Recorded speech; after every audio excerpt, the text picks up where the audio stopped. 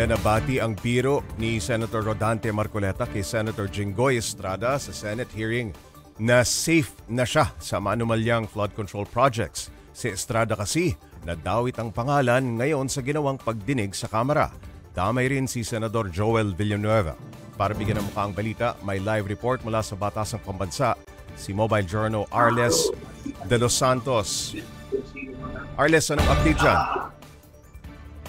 Pops J, matapos nga ang mga pasabog ng mga kontraktor na nadadawit sa maanumalyang mga programa ng gobyerno dito naman sa Kamara, meron ding mga pasabog kung saan isiniwalat nga ng dating DPWH engineer ang ilang mga senador. Kasama dyan, Senador Jinggoy Estrada at Senador Joel Villanueva. Kahapon, ipinakontempt sa Senado si dating Bulacan 1st District Engineering Office Assistant Bryce Hernandez. Kanina naman sa ikalawang pagdinig ng House Infrastructure Committee ng Kamara, ipinakita ni Hernandez ang ilang mga larawan ni Senador Jinggoy Estrada at Engineer Henry Alcantara bilang patunay raw na magkakilala ang dalawa. Piniro niya pa nga ito at tinawag niya pa nga itong senador na hindi safe.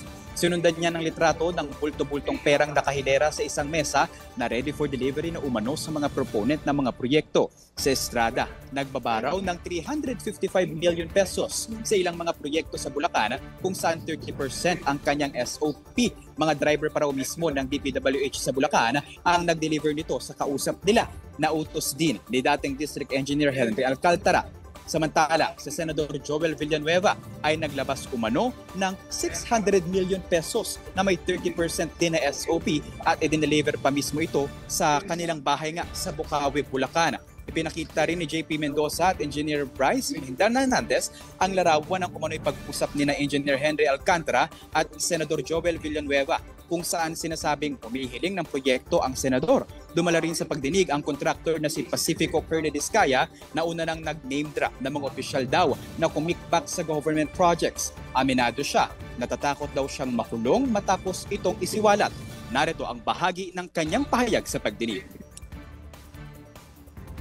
Mas natatakot po kasi kami sa buhay namin ngayon. Isip po ng misis ko at ako po na mas mabuti pong yung mga pinangalanan na lang po namin dito ang maging kaaway namin at yun na lang po, alam namin po na ito lang po ang papatay sa amin, itong mga taong ito. Hindi po yung 120 Pilipino na gusto kaming katayin. At yung nangyayari po sa amin dito ngayon ay parang nakakahiya. Para kaming magnanakaw. Pops J, ipinaabot naman ni DPWH engineer mula sa Bulacan na si JP Hernandez na nagbigay ilalim nga sa mga larawan dito sa Kamara ang kanyang mga agam-agam sa kanyang kaligtasan matapos nga makatanggap siya ng mensahe noong September 1 mula sa isang numero na nagngangalan ng Hitman. Samantalang kanina naman habang nakasalang siya dito sa Kamara ay tumatawag na raw ito. Pops J. Arles, nasa na ngayon si Bryce Hernandez matapos yung pag-name drop niya kina Senador Estrada at Villanueva? Nandito pa rin siya ngayon, Pops J, sa Kamara kung saan nga kanina bago niya pangalanan itong dalawang senador at iba pang mga may posisyon sa gobyerno na kasi may kaalaman nga raw sa mga maanumalyang mga programa na ito ay nanawagan siya na huwag na siyang ibalik sa Senado. Kaya naman pinagbigyan na niya ng Kamara. Kaya nga nakipag-ugnayan agad ang komite na ito sa Senate Blue Ribbon Committee kung saan nga kanilang kinumpirma na panandalian na mananatili si Hernandez sa PNP Custodial Center na ngayon ay nakahanda na at siniguro rin ang kanyang kaligtasan. Arles, may paliwanag ba itong si Bryce Hernandez kung bakit hindi niya nabanggit o napasadahan man lamang yung pangalan ni Estrada at Villanueva dun sa hearing kahapon sa Senate Blue Ribbon Committee? Gayong mukhang kumpleto naman ang ebidensya niya. Meron siyang litrato na magkasama itong si Estrada at yung kanyang boss. Meron ba siyang nabanggit na paliwanag tungkol doon? At ngayon, dito sa Kamara niya isiniwalat ito. Pops, ang nakikita natin dito ay maaari ngang naghanda pa itong si Engineer Bryce Hernandez na aminin at banggitin ang mga pangalan na ito. Dahil Pops J, ang kanyang naging testimonya, hindi ito naka-notaryo at hindi ito naka-typewrite o naka-organized na file. Ito ay sinulat lamang niya sa kanyang notebook kung saan nga kanyang isiniwalat ang mga ito. At kung di tayo nagkakamali ay kagabi niya lamang naisip na ito ay isulat at ibunyag nga ang mga pangalan na ito. Okay, Arles, anong sagot ni na Estrada at Villanueva sa mga sinabi ni Hernandez?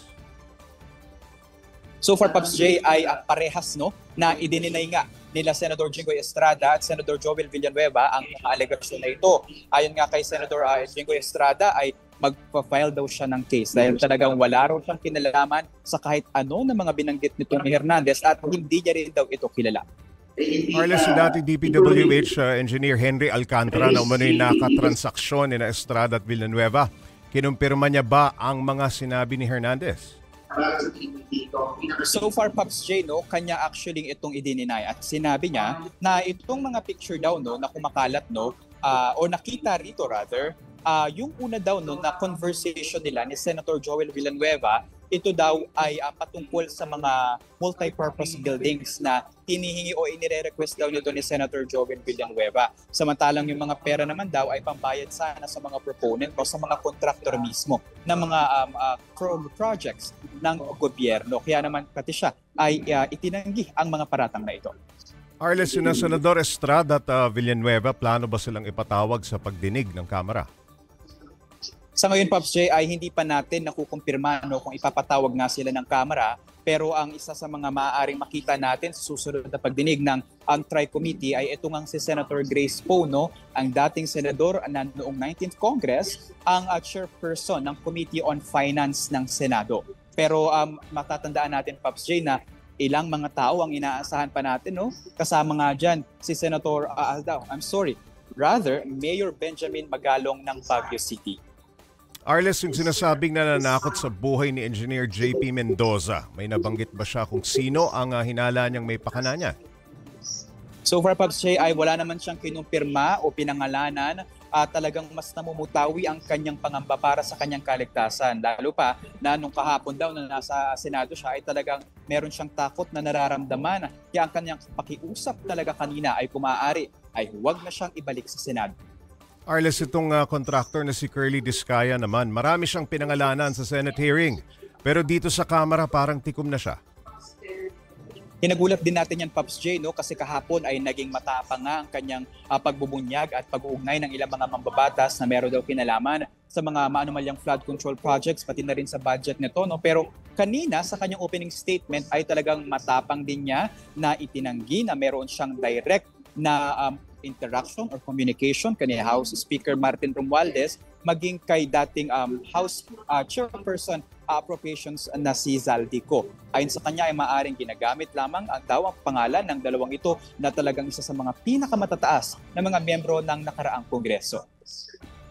Okay, naungkat din yung pondo ng Davao City na 51 million pesos. Anong sagot dito ng mga Duterte? May responsa ba sila? So far, Pops J, ay talagang kahit si Congressman Paulo Duterte ay ikinagulat nga ito, no, at nagtatakpa siya na bakit sila na naman daw ang ginagamit na topic o issue o usapin patungkol nga dito sa ginagawang investigasyon. Ayon sa kanya ay wala raw siyang tinanggap ng ganung mga pera, no, at talagang wala siyang naging kinalaman sa naging deliberasyon ng budget ng kanyang distrito sa mga nakaraang taon, lalo na sa huling 3 taon nga ng panunungkulan ng kanyang ama na si dating Pangulong Rodrigo Duterte. At sabi niya na ibalik daw ang usapin kanila House Speaker Martin Romualdez at Representative Poe na may mga kinalaman nga sa issue na ito. At kung maaari daw ay talagang alamin ang katotohanan sa investigasyon na isinasagawa ng Tri-Committee. Arles, sabi ng iba, ano raw ba ang halaga nitong hearing na ito sa tungkol dito sa anomalya, no, sa flood control projects? Sabi ng ilan, wala naman daw mangyayari kahit gawin ito. Yes. Actually, Pops J, mayroon, no, dahil ang mga pahayag ng mga resource persons natin dito ay kanilang sinasabi at tinuturan while they are under oath. Ibig sabihin, maaari silang ma-cite in contempt kung mayroong mga kalabuan at pagmimislead, no, na pagtatangka ang mga ito. Bukod dyan, ang mga kasasagutan din nila at ang magiging resulta nitong isinasagawang hearing ng Tri-Committee ay maaari daw maging paraan para magkaroon ng mga pagbabago sa ating mga batas para ito ay mas mahigpitan pa at maiwasan ang mga posibleng pangyayari na mga ganitong bagay sa mga paparating na mga panahon pa. Pops J. Maraming salamat, Mobile Journal Arles de los Santos.